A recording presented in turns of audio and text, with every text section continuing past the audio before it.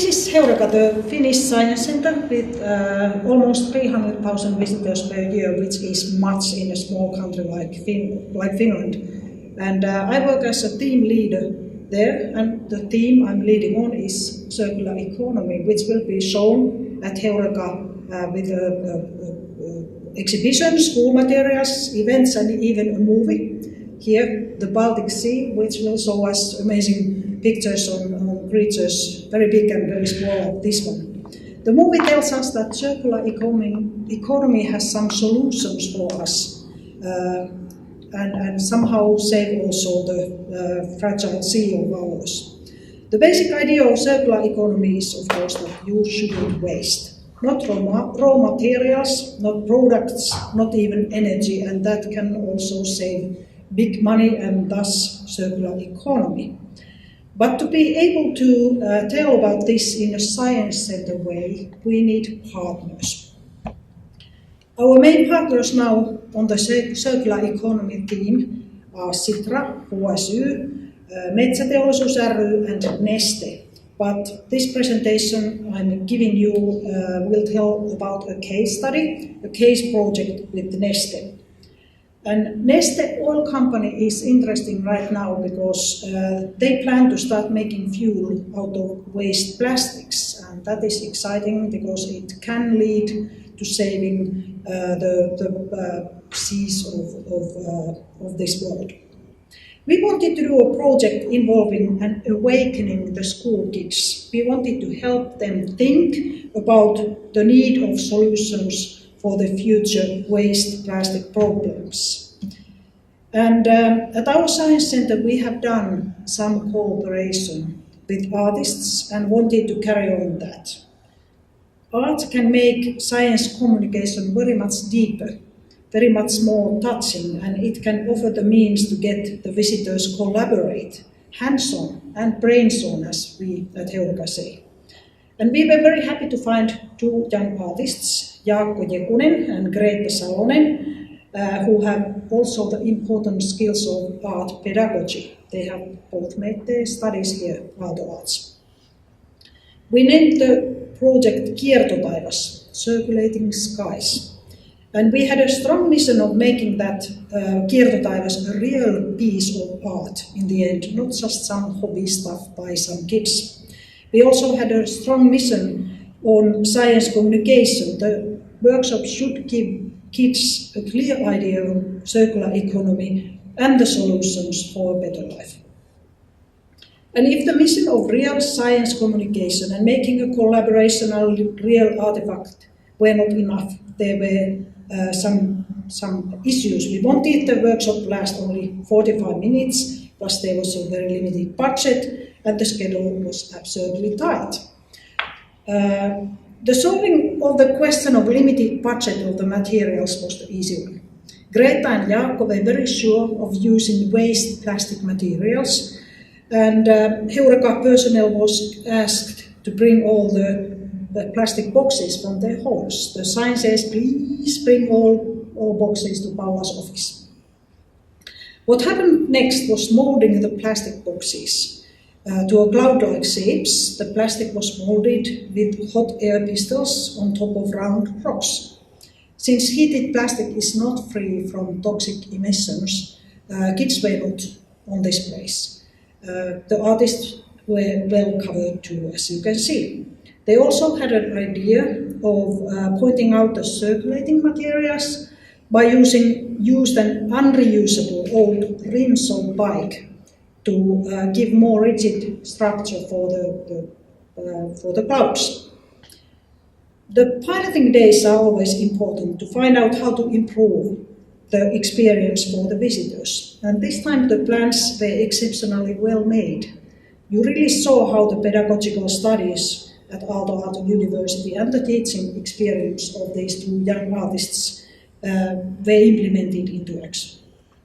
Pre-event kids had an awakening assignment to check the plastic waste at their own homes and bring some used plastic bags for the workshop. At the workshop, kids cut the bags into smaller pieces and then molded them together with an iron. When the cloud was ready, every kid wrote a wish to the future on it. And as you can see, these wishes are great. This project has in fact just started.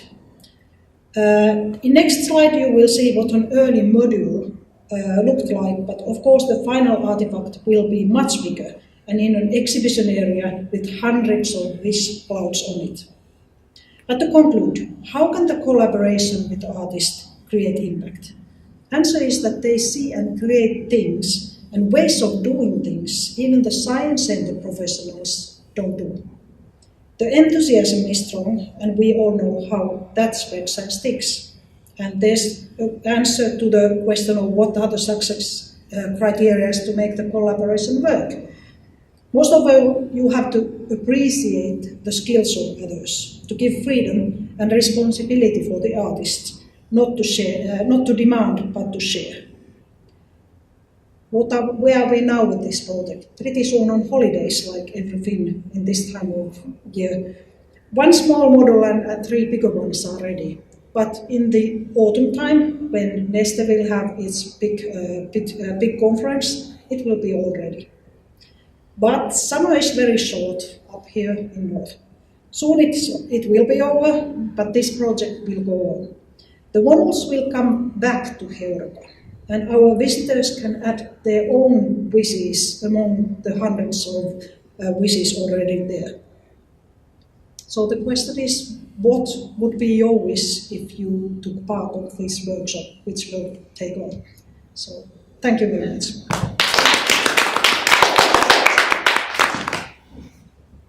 So could you give us a little idea, for instance, after this project, what would you like to work on in regard to plastic waste? The final artifact will be shown at Heureka. And our next year's, not this year, but next year's all summer holiday camps, science camps, will take part of this workshop. So this will be one of those. What will happen next after this project? I don't know yet.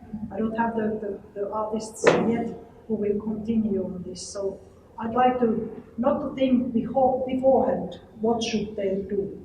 They know better than me.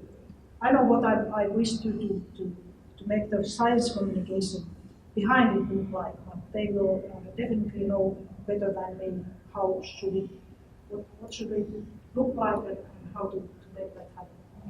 So you keep all the plastic clouds? Yes, it will be part of exhibition. Wow. And how many, do you know?